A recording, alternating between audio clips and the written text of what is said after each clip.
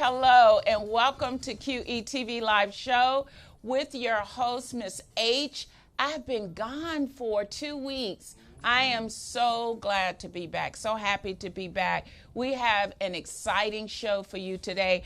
Actually, I want to say to all my viewers, don't go anywhere. We have a double header today. We have some exciting guests on the show today. But first of all, I just want to say I miss you. I miss you. I miss you. Seems like it's been such a long time since I've been here and been able to talk to you, the viewers of QETV Live Show with yours truly, your host, Miss H, where we're bridging inspiration with information. Yes, inspiration. We want you to be inspired every day of your life. There's a lot going on where you could be down, depressed, and out. But it is my joy and my purpose in life is to inspire you, to move you into your appointed place, your divine purpose, your place of destiny. That's what I enjoy doing, as well as I want to inform you of all the things around you, because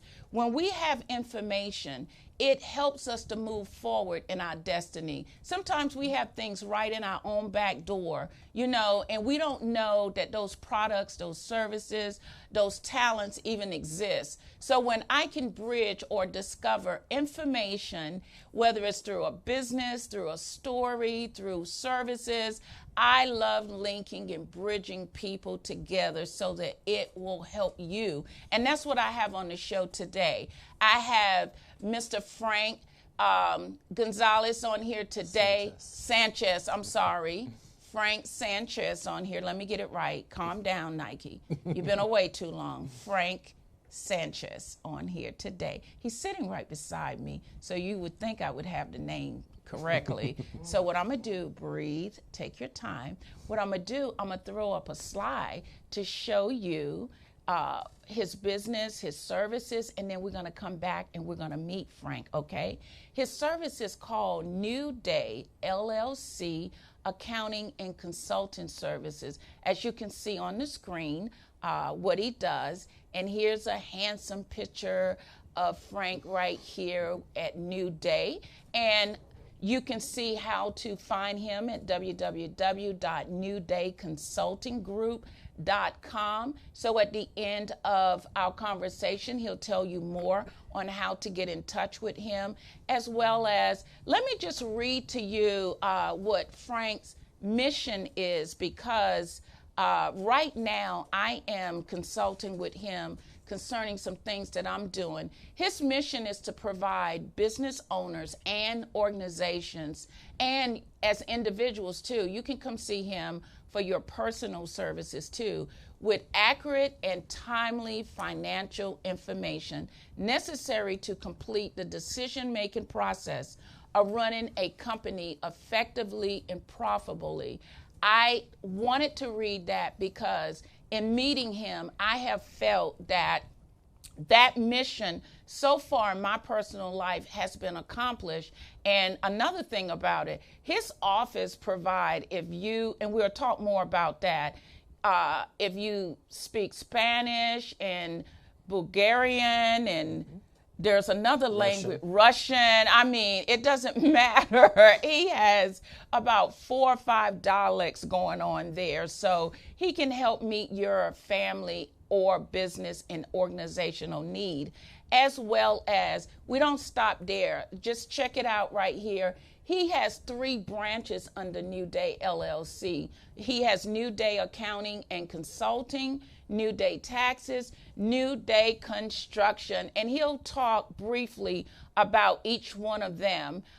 So help me welcome to the show, Mr. Frank Sanchez. Welcome, Frank. How are you? I'm blessed. Please forgive me for messing up your name. It's okay. Sanchez. So I have it right here in front of me now. I won't forget about it. So let's talk about, first of all, how did you get involved in business taxes or, you know, in helping to consult people? What brought that interest about in your life? Well, basically, unfortunately, we deal with a type of community that there's really not a whole lot of resources. There's a lot of resources for people with no money, and there's a lot of resources for people that are homeless, but there's not a whole lot of resources for people that actually own a business. And unfortunately, sometimes we're left with no resources whatsoever. And although I was already an accountant, I had an accountant at the time. I was doing a lot of real estate investing, and I wound up in a really bad predicament. I mean, to the point that I was actually living in New York City at the time and buying, selling houses and whatnot, and I had no access to any of my money. Thousands of dollars, no access to it, only because the tax person that I had at the time was not doing their job. So when I said, wait, I got to bring this back, I got to go ahead and I got to take control over the finances, because the Bible calls us that we have to be good stewards of the money that he gives us. It's not just squander money, enjoy money, and that's it. No, we have to be good stewards of it. So when I take it back, and I had to basically revamp my entire business, and along the process, I relocated to Southern Maryland, and I saw that the need was there. So although when I relocated, I was focusing in construction at the time, and I wound up getting more clients on the consulting and on the business side than I was getting in construction. And I said, well, you know what? The need is there. Let's go for it. Yes. So that's when I went ahead and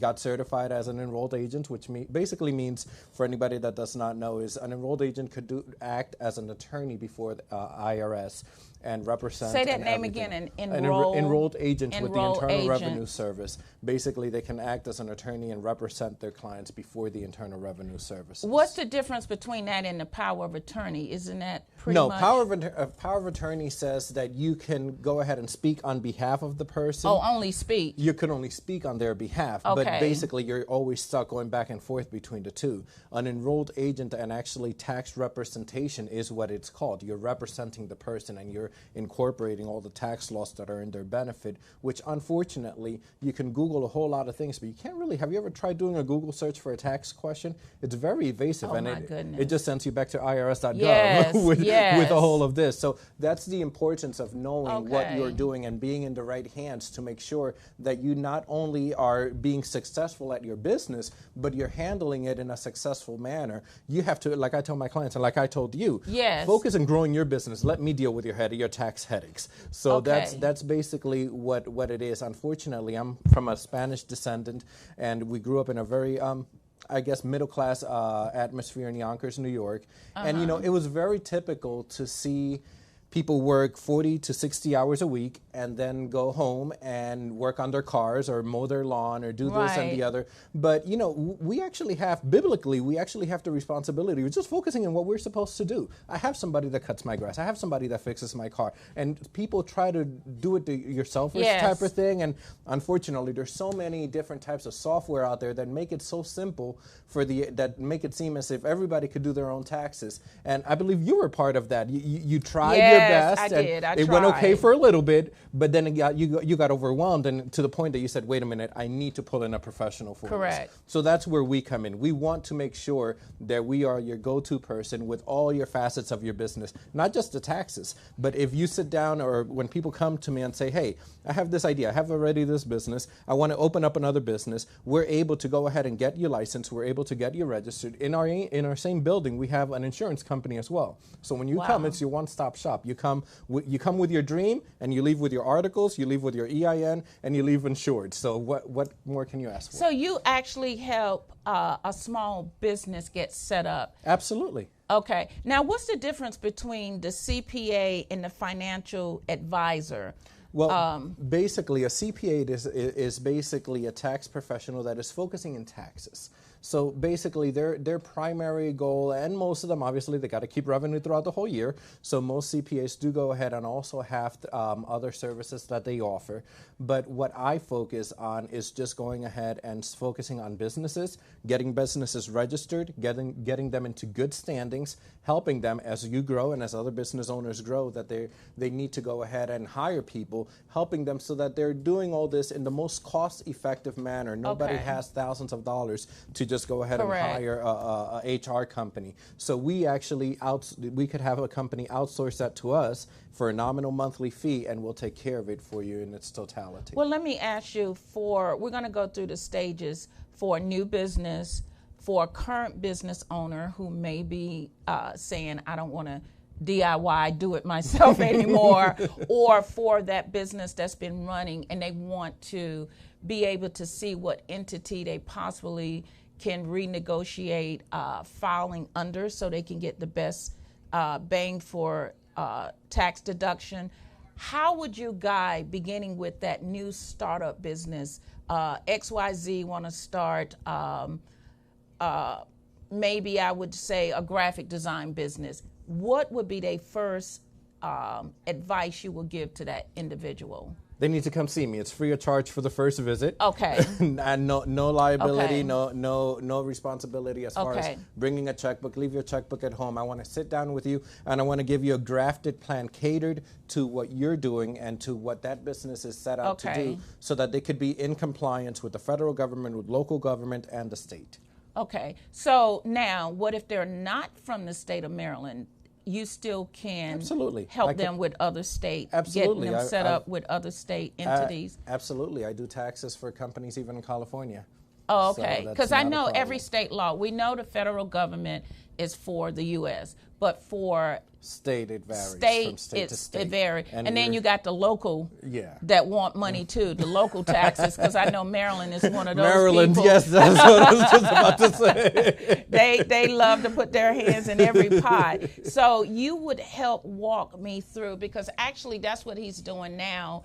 I'm starting here with the QETV Live show. I want to do it legally above board, want it to be a for-profit business, as well as I want a nonprofit. So that's a separate entity, your nonprofit, your for-profit. Definitely. But a lot of times people don't realize even a nonprofit can be for-profit as well, can make money. Of course. So there's a lot of misnomers. So you will walk me through it. Absolutely. You will help me decide which entity, how to set it up. Beneficial for you. Okay, course, well, yes. the stock, non-stock, the corporate, the S-corp, all those names sound like Greek to a lot of us when we hear those, but it means a lot to the federal government, and they're not going to have mercy on you just because you didn't know. Exactly. So you're saying ignorance of the law, it's no excuse. That's no what excuse. a judge will always say. That's what I hear continuously. Yeah. Yes. So you actually goes to court or stand in proxy Yes. for your clients if they have to sit before auditors. Of course, and not only that, but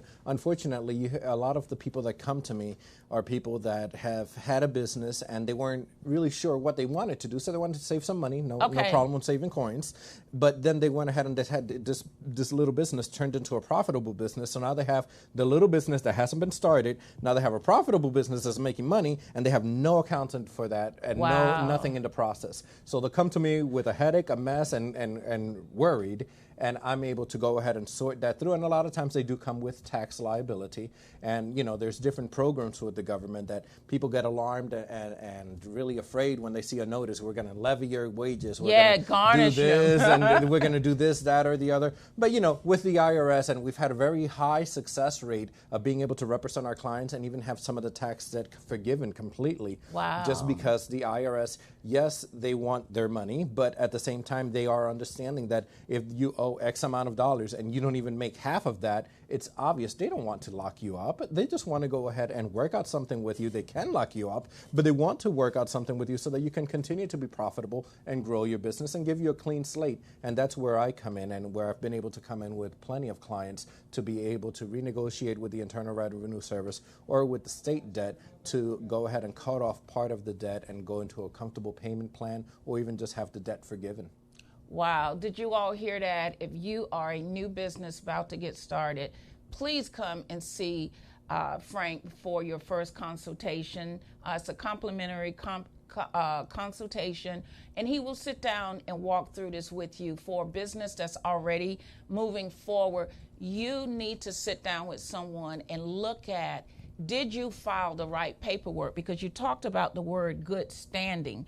I discovered from a business I had 4 years ago that business was not in good standing. I thought just because I wasn't making any money that I didn't have to pay the $300 LLC fees, and they told me no, not so. You still owe us $300 every single year, whether you made money or not. So I let the business fold. So now they're saying you can't use that name again. So those are the kind of things that I'm sharing with you that I discovered, but you don't have to go through that, like you said, if you just sit down and have some great representation. Now, what type of record should I be keeping until I get to you? What would you suggest? Keep everything.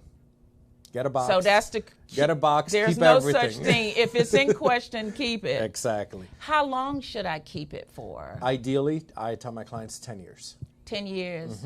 10 Why years. so long? Because the IRS could go back at any given moment and send you a letter and says, we would like to go ahead and review X amount of years. In realistic, within 3 years, they're not going to call, but you never know. So it's a good principle, or lawsuits for businesses, it's a good principle just to keep it standard. Keep 10 it years. standard, okay. Because you could go from not making money to making money, and that could be a red flag, and they see you with that. Exactly. And, it's something like it was funny the other day. I hear from so many people that have come to me and come to the office. It's like, here's a notice from the IRS. And I'm like, but you didn't open it. I know it's from the IRS. I was afraid to, so I want you to open it.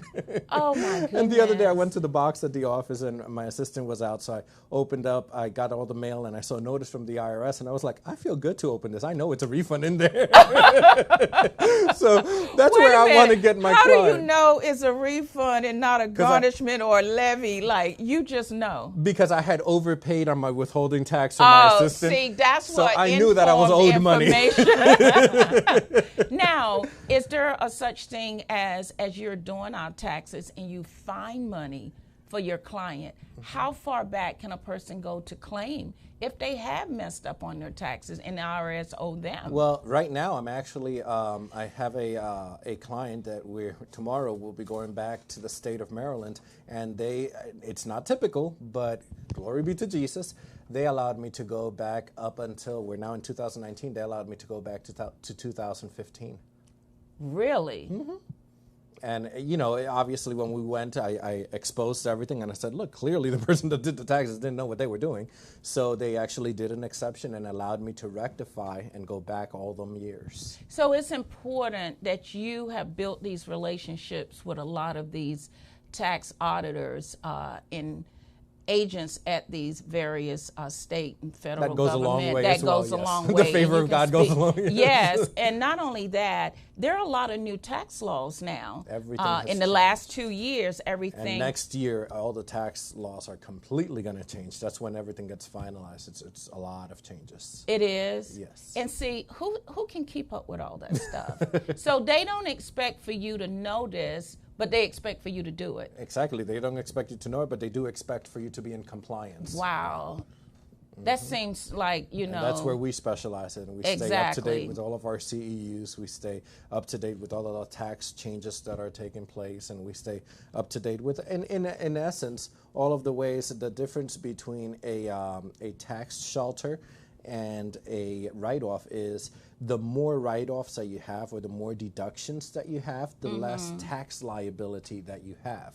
So that's why it's important to go to a knowledgeable person, not somebody that just knows how to go ahead and click on TurboTax or any other of those DIY, as you said, DIY, that's a good one, tax softwares, that we actually know the laws. We actually know what they are. And I've actually, my assistant, she's phenomenal. She's actually at times called our software company and says, well, the law says this, the software is not allowing me to put this, you need to make the change. Wait a minute, is that the young lady I met when I sat down? Oh my God, she is. She's thorough. Sometimes she's more thorough than Frank. She's like, no, we're not going there. We're going to stop here and do that. So that's awesome. Now tell me about the different languages at your office, what you're bringing to the people to help people. Well, you know, one of the things is I grew up in Yonkers, New York in a Puerto Rican home.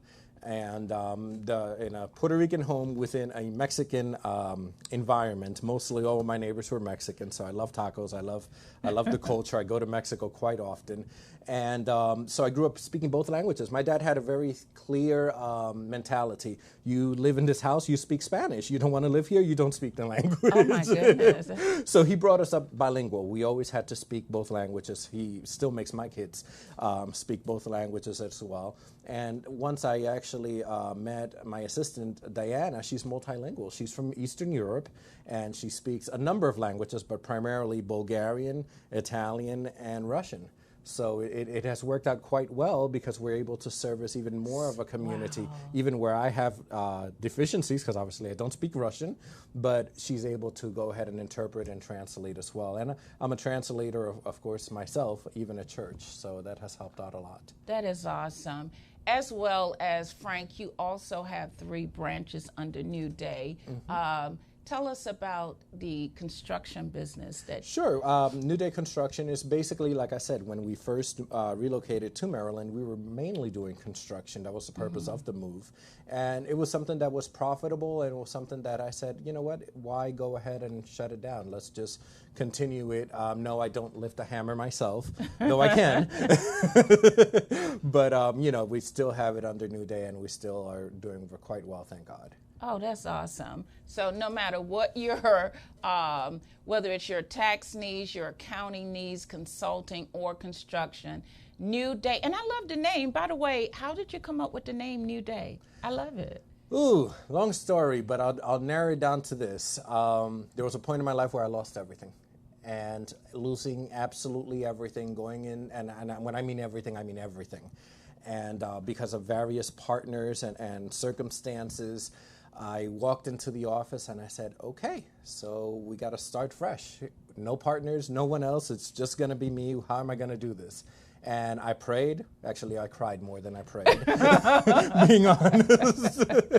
And the Holy Spirit put it in my heart that it was a new season and a new day in my life. And I said, if everything is going to be new, I'm going to honor it even with the name of the company. It's a new day. And anybody that comes is most likely in tax trouble. Guess what? We're going to give you a new day as well. And you know what? I have to confirm that, because when I walked in your office and you sit down and talk with me, and when I left there, I felt like that's what you gave me, Frank. Amen. Praise God. I really did. I'm not making this up, because I've been in this tax situation for over 7-8 years, since 2008, after my mom passed and some things happened. But some taxes came back to bite me, and I kept trying to do it myself. And in doing it myself, I kept compiling more and more problems, compounding. And as you noticed, as you notice, it kept compounding interest and fees with the IRS, and they have no mercy when it comes to fees and penalties. And but it just kept do you know that we have the ability, and I've done this for several of my clients, with different circumstances, to call the IRS and request a teleconference and request to put a halt and a pause on interest and penalties for a period of 6 months to a year? Yes. Okay. They don't publish that, but yes, we're able to do that. I really need you to do that today for me.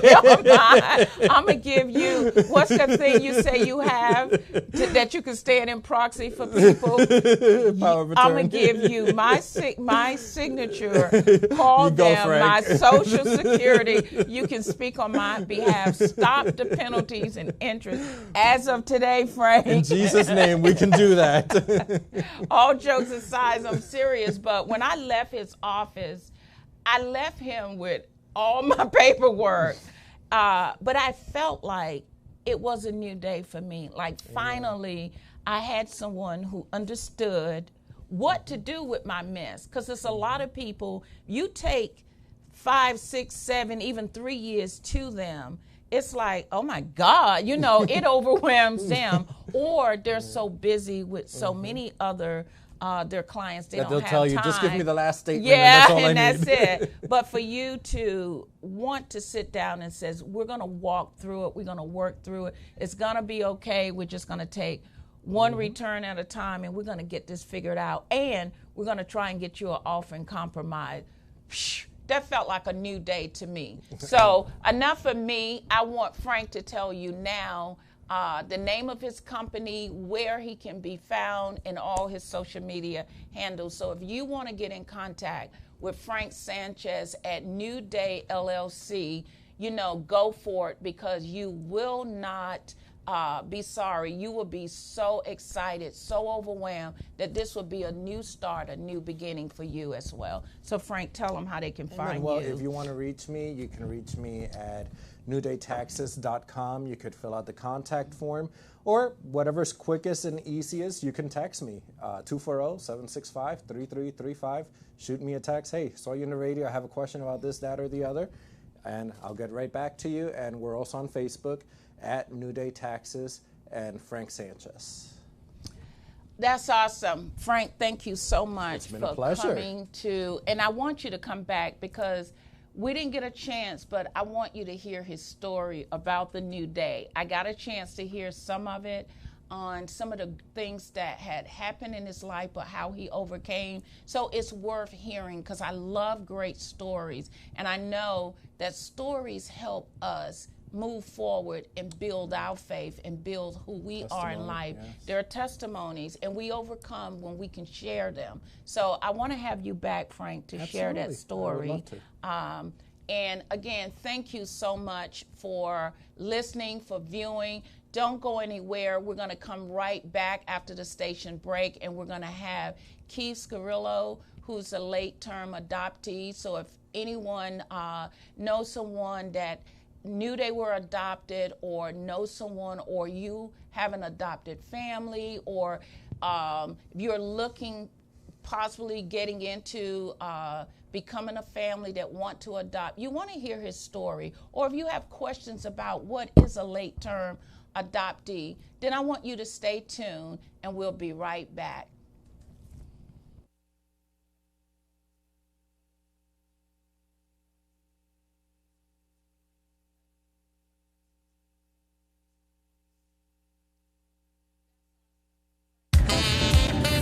So you like smooth jazz? Great. Horn of Plenty, Harvest Harmony from saxophonist Travis Bridges. Smooth jazz and all the sax you'll ever need. Available at travisbridges.com. 786-487-7338. Horn of Plenty from Travis Bridges. All the sax you'll ever need.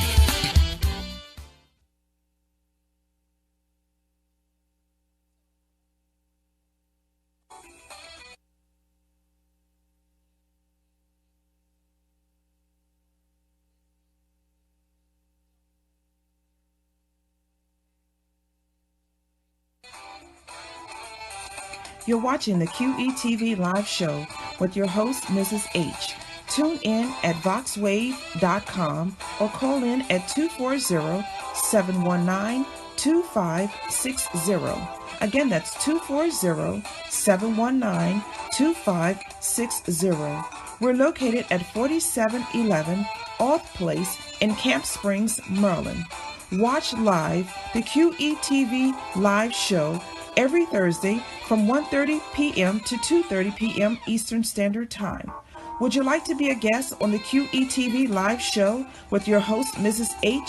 You may reach her at 240-353-3806. Again, that's 240-353-3806 or email QETVLive@gmail.com. The QETV Live Show is bridging inspiration and information for everyday life.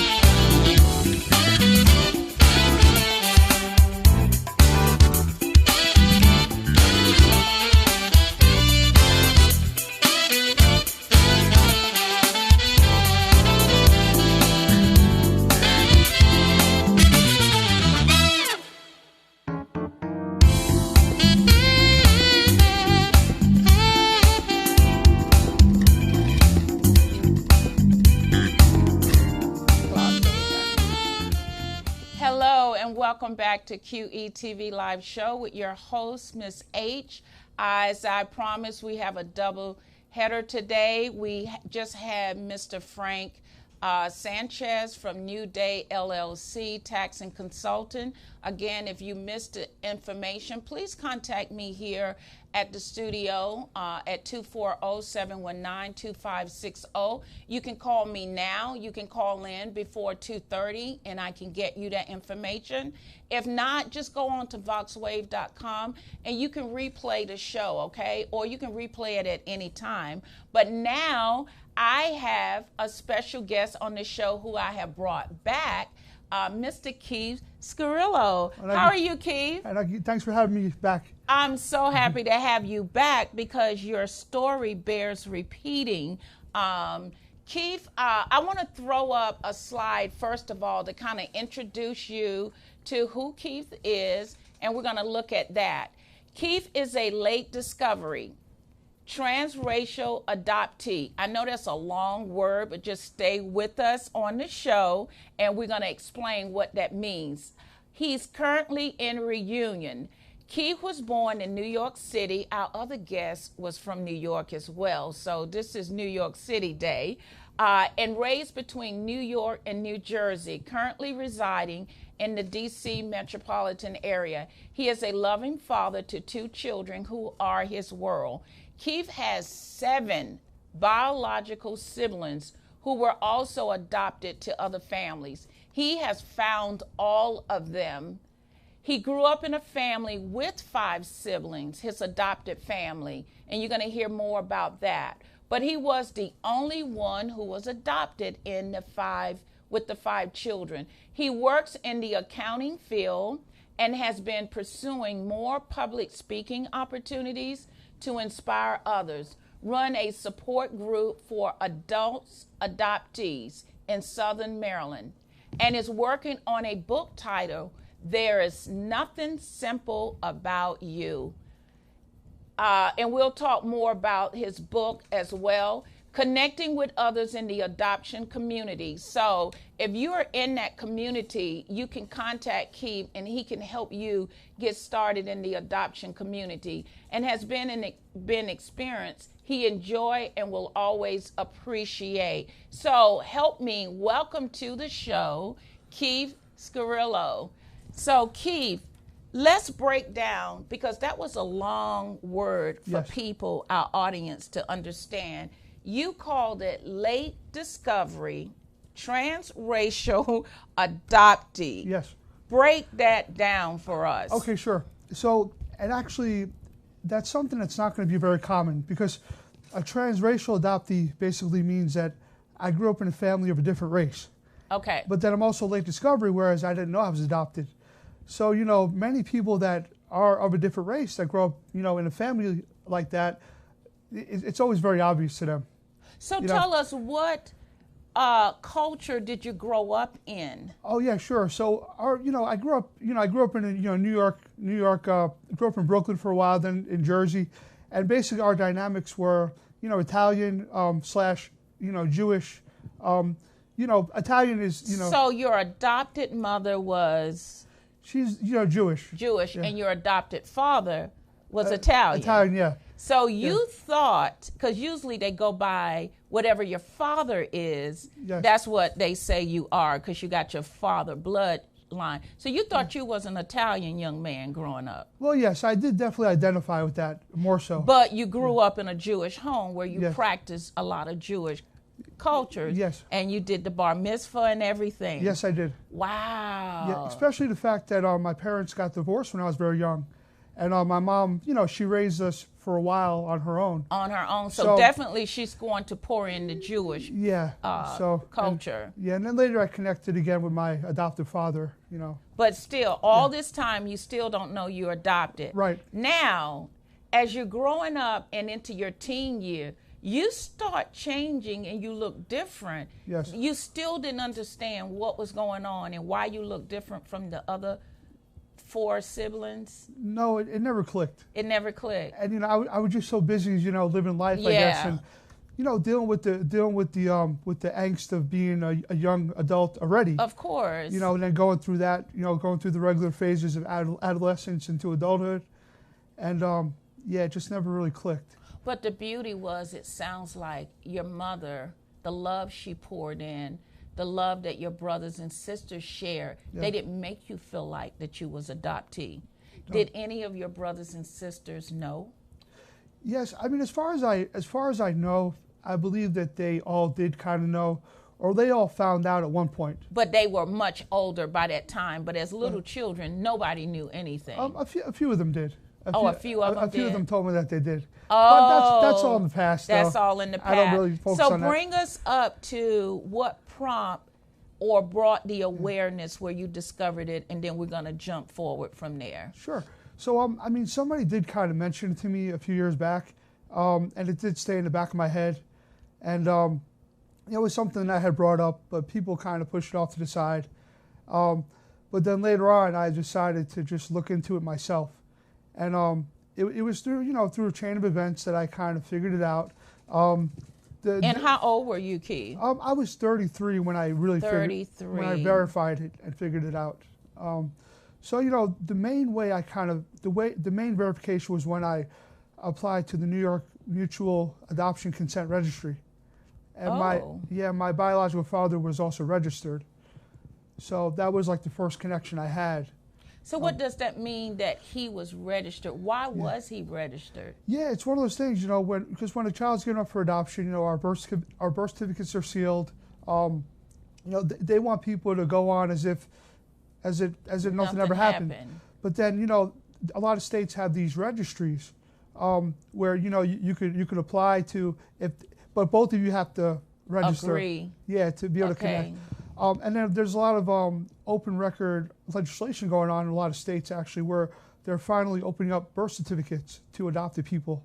And I'm a New York adoptee, so New York has been one of those that a lot of people have really been fighting for. Oh, really? Yeah. So it's an open book state? Well, no, now it's closed. Oh, now it's closed. But, possibly on the verge of opening that up. Oh, okay. So they're in pursuit of opening it up. Yes. So people will have that opportunity. Yes. But it has to be a mutual agreement between both parties. As of right now with the registry, yes. Oh, okay. So what we're going to do, we're going to throw up some pictures, and you can pretty much talk to us about some of these pictures and tell us. We'll come back to that.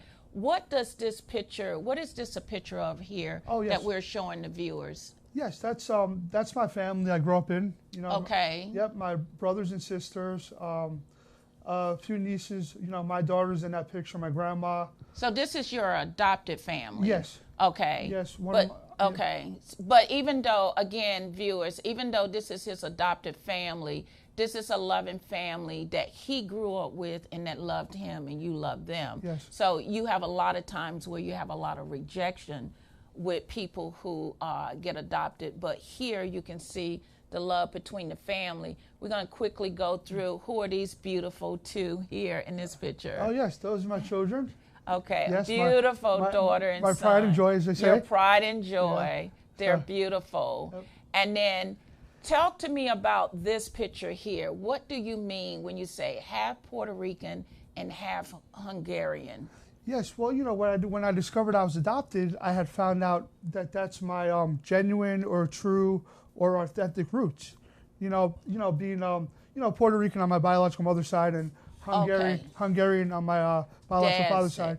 Wow. Yeah. So let's throw up. So your mom. So here's a picture of his biological mom. Yes. Now she's Puerto Rican. Yes. Beautiful, beautiful picture.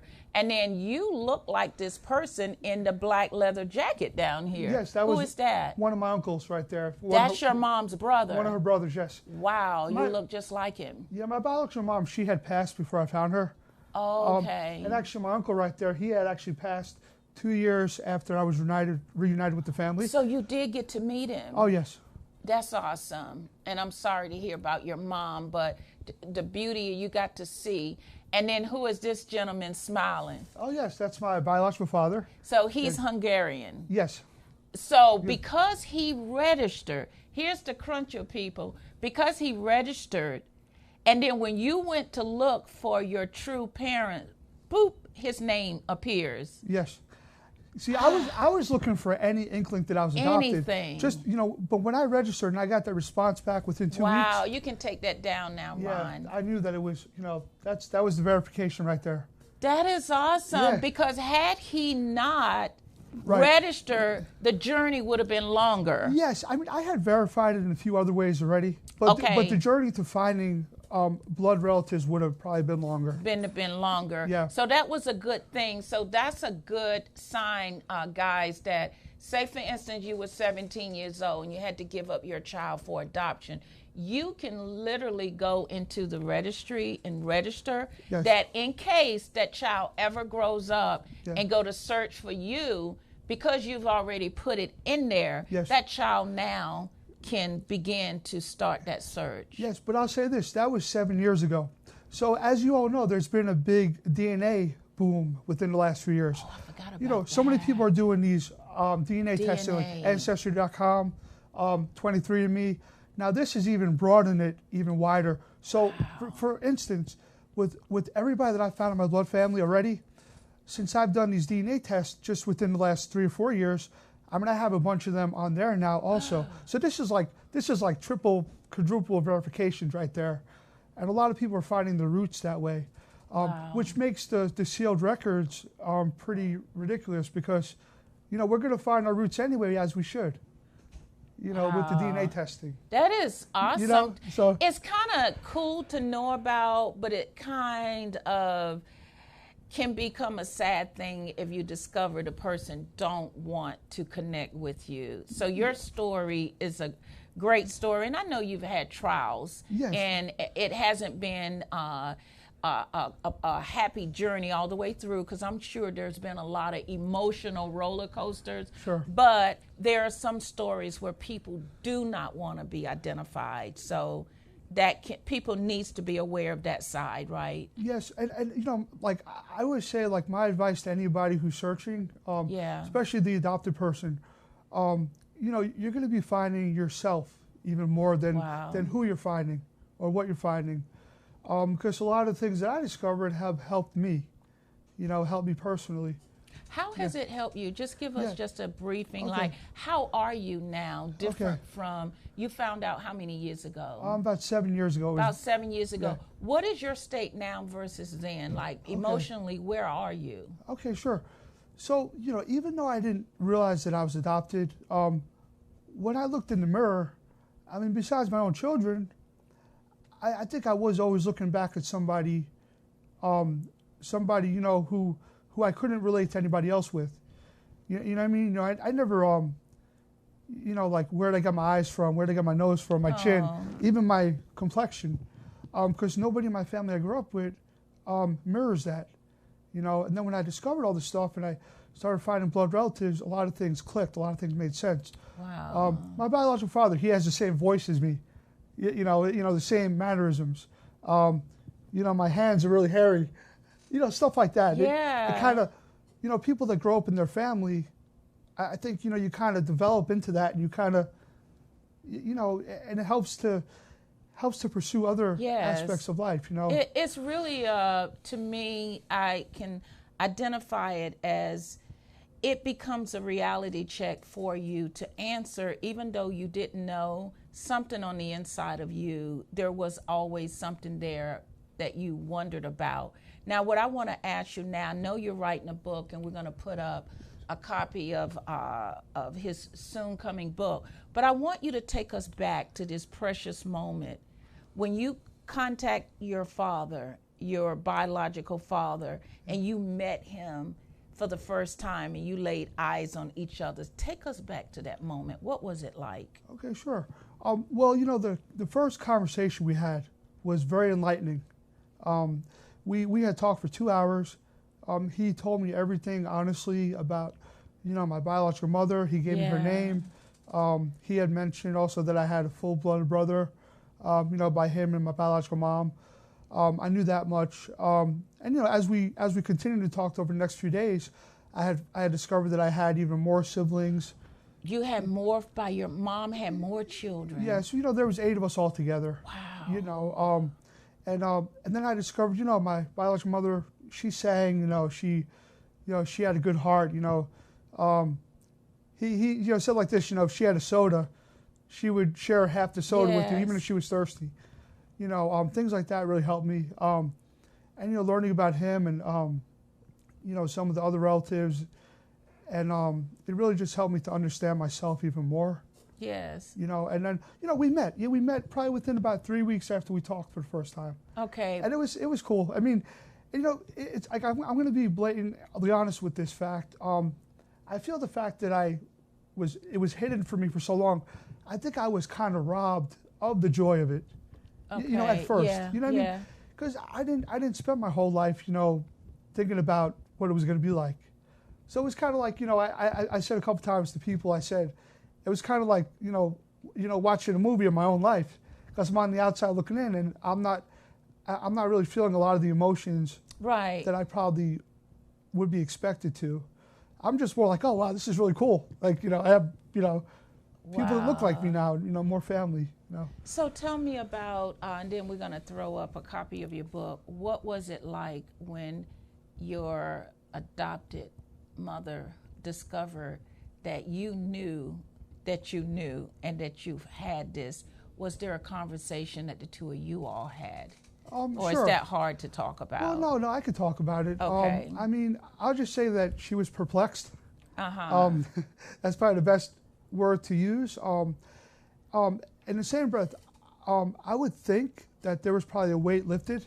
That's right, because she had to not allow you to know this for 30-something years. Yeah, so our conversations after that were a little bit lighter in certain aspects.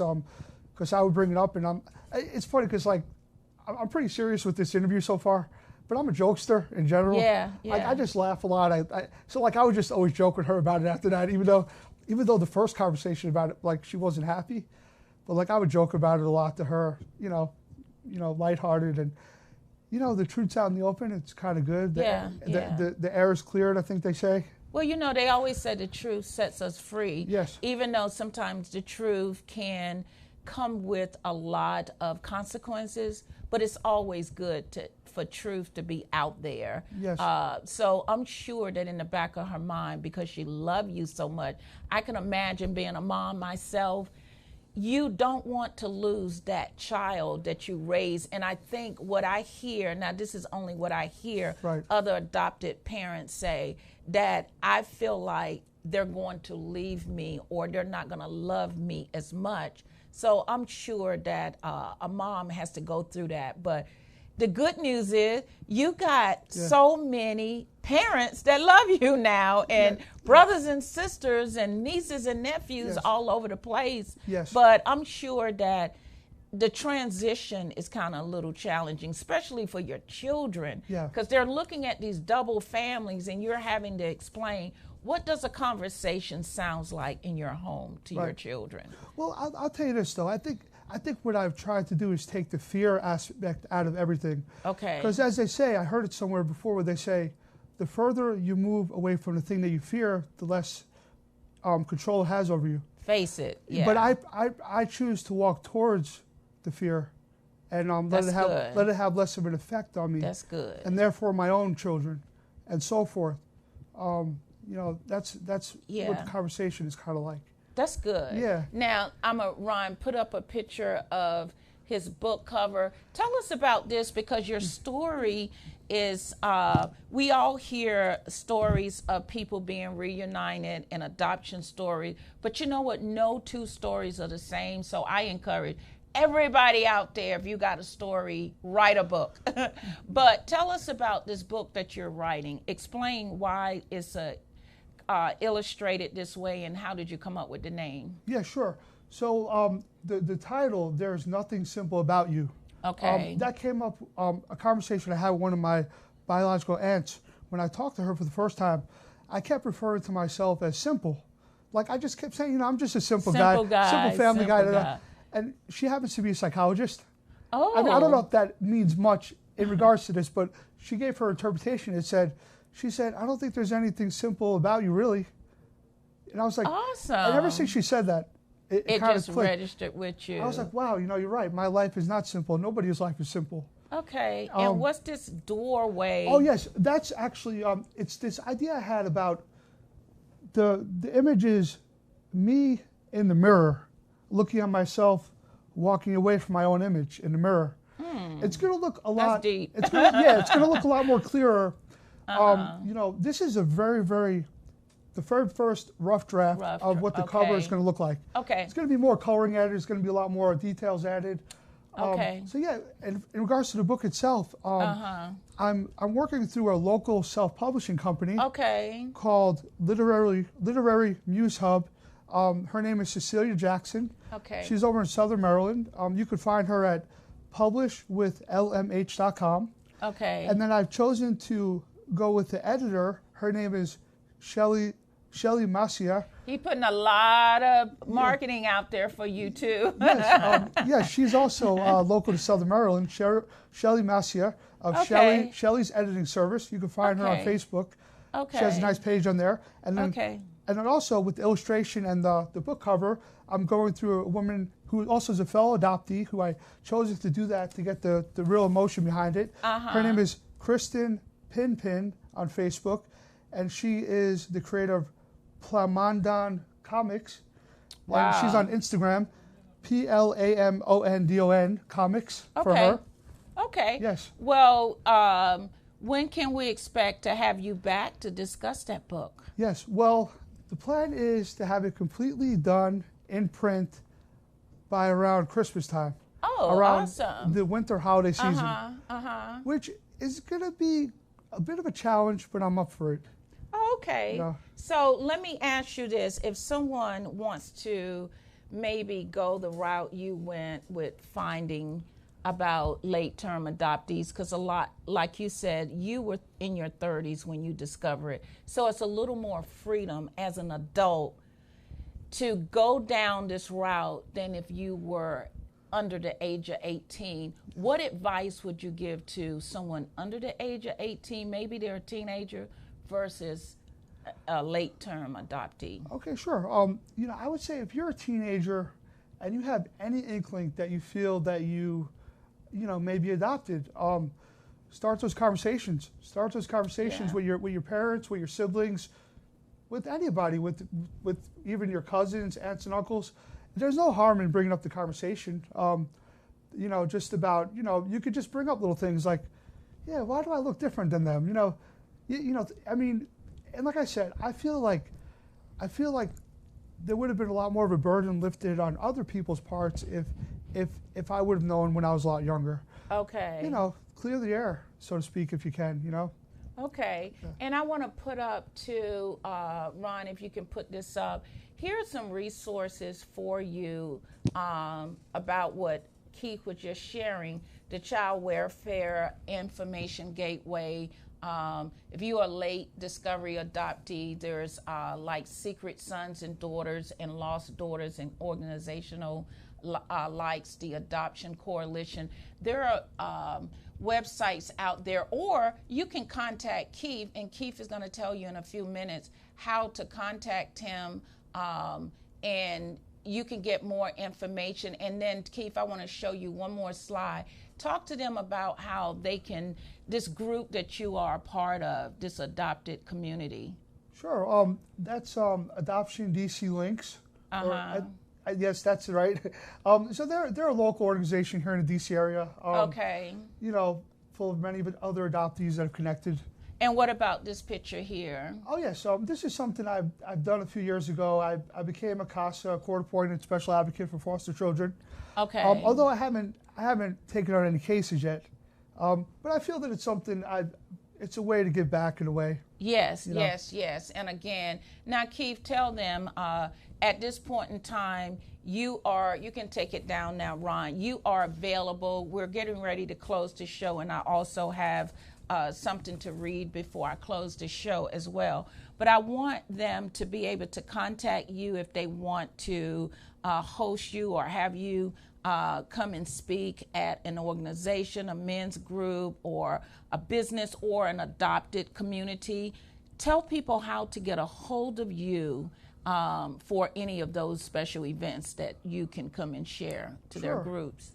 Sure. So, I'm on 2 social media platforms, which is Facebook. Okay. Facebook and LinkedIn. Okay. So, my name, you saw it written up there, but, first name's Keith, last name is Sciarillo. So, yeah, I like to talk about my story, Okay. I'm not quite a polished speaker. That's okay. But I'll get up there and speak. Your story is your story, yes. And you tell it the way you know, because that's what makes it unique. It's your story. Amen to that, yes. So, by the way, God is a very important part of my life. That's awesome. Just so you know, He has to be. Yes, without my faith, I don't know where I'd be. Yeah. Just in general. I just have to bring that up. Yeah. It's so important. And speaking of that, I just want to read, God is also a part of this. QETV Live show at VoxWave, our VoxWave family. I just want to read this before I go for today and before I thank my guests for being here.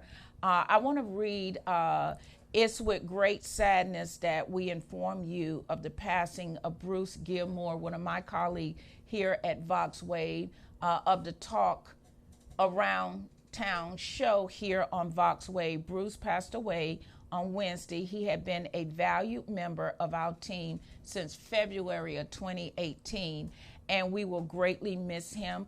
I will, and we will all, and we ask you to please keep Bruce and his families in your thoughts and prayers and as they go through this difficult time. So to the Gilmore family and friends, we surround you with peace and love, and we're in prayer for you. And like both my guests said, Frank from New Day Tax Services was sharing, without the grace of God, he wouldn't have a new day.